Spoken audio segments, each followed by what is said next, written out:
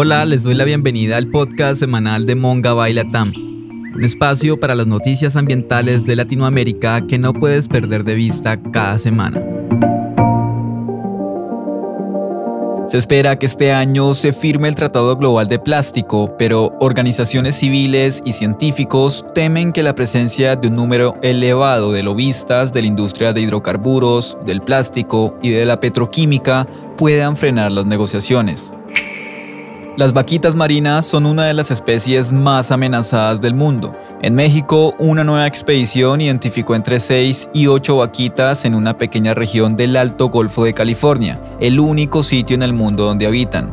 La población de vaquitas, aseguran los científicos, se mantiene estable dentro de su crítica situación. Al noroeste de México, el Golfo de California y sus islas son clave para la conservación de distintas especies de aves marinas, algunas de ellas en riesgo de extinción. Sin embargo, la pesca incidental afecta gravemente a estas poblaciones. Hablamos con la doctora Enriqueta Velarde, quien desde 1979 se dedica a estudiar las aves marinas en esta zona y explica por qué la forma en que hoy se realiza la pesca de sardina es una de las principales amenazas para el futuro de muchas especies. Y aquí la noticia más importante: continúa la incertidumbre sobre el cumplimiento de la consulta del Yasuní en Ecuador. El reciente decreto que promulgó el presidente Daniel Noboa para cumplir con la consulta popular ha generado polémica en el país. Comunidades indígenas, ambientalistas y expertos aseguran que las acciones anunciadas en la norma son solo en papel.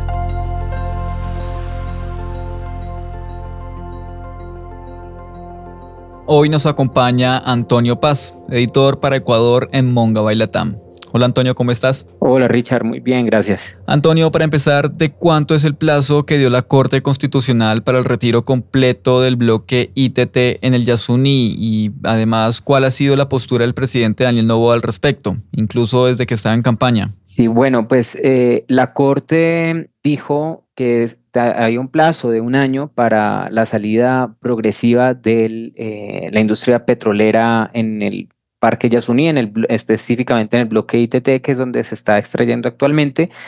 Dijo que ya, digamos, para agosto de este año no debería estarse explorando ni explotando petróleo en esa zona, y desde el momento en que pues, ganó la consulta en agosto de 2023, pues no se podía ninguna nueva actividad en ese momento.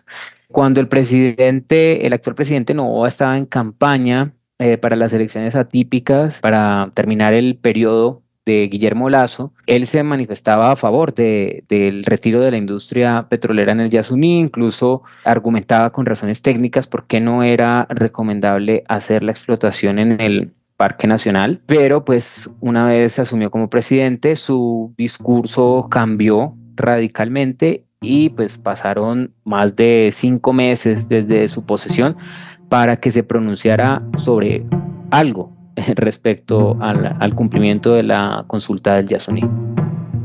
Y ahora recientemente, el 8 de mayo, su gobierno publicó el decreto ejecutivo con el que creó el Comité de Ejecución de la Voluntad Popular del Yasuní ITT. ¿Cuál es el objetivo de este comité y quiénes lo conforman, Antonio? Este decreto, pues, ha causado bastante polémica, como mencionabas, precisamente porque los expertos y críticos también del gobierno dicen que es una forma de Noboa de escudarse ante cualquier posible incumplimiento de ese plazo que dio la Corte, diciendo que efectivamente sí estaba haciendo o se intentó hacer algo para dar cumplimiento a la consulta. El comité, digamos, lo conforma el ministro de Minas y Energía o su delegado, que tendría que ser un viceministro.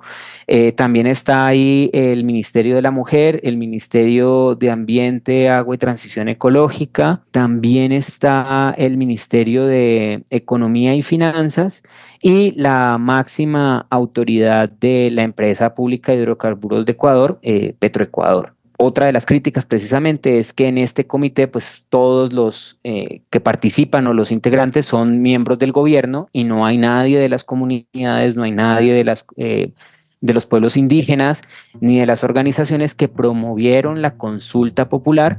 Entonces, pues digamos, eso es una de las cosas que ha generado mayor inconformismo, puesto que no hay una representación de organizaciones o personas que puedan hacer una veeduría y un verdadero seguimiento al cumplimiento, sino que todo queda en manos del gobierno. Y lo particular es que este comité fue creado a pesar de que la Corte Constitucional no lo ordenó. ¿Cuáles son las otras críticas que ha recibido este decreto, Antonio? Bueno, las otras críticas es que, o básicamente las principales críticas, además de que no hay representación de los opositores ni de los promotores de la consulta, es que no se fijan plazos, o sea, nunca se dice en alguna parte en alguna parte queda explícito cuándo debe salir la industria petrolera. No se afirma que se va a cumplir con el plazo, ni se dice si se va a demorar más, ni nada. O sea, no hay ninguna fecha, no hay ningún cronograma, tampoco hay un presupuesto. Entonces, las comunidades y los críticos y los expertos pues dicen que es básicamente un anuncio en papel porque no tiene herramientas, ¿no? De hecho, el tema fue tan polémico y tuvo un toque de trascendencia internacional cuando el actor Mark Ruffalo, que es un defensor de la Amazonía y del medio ambiente y está, digamos, bastante comprometido con el tema de la Amazonía ecuatoriana y la protección de sus pueblos indígenas, le preguntó a través de X al presidente Noboa cuándo se iba a cumplir la orden. El presidente Noboa le respondió, pero nuevamente no dio fechas ni nada. Y cuando Ruffalo nuevamente le preguntó cuál era el plan específico, el cronograma y el presupuesto, pues ya Noboa no volvió a responder.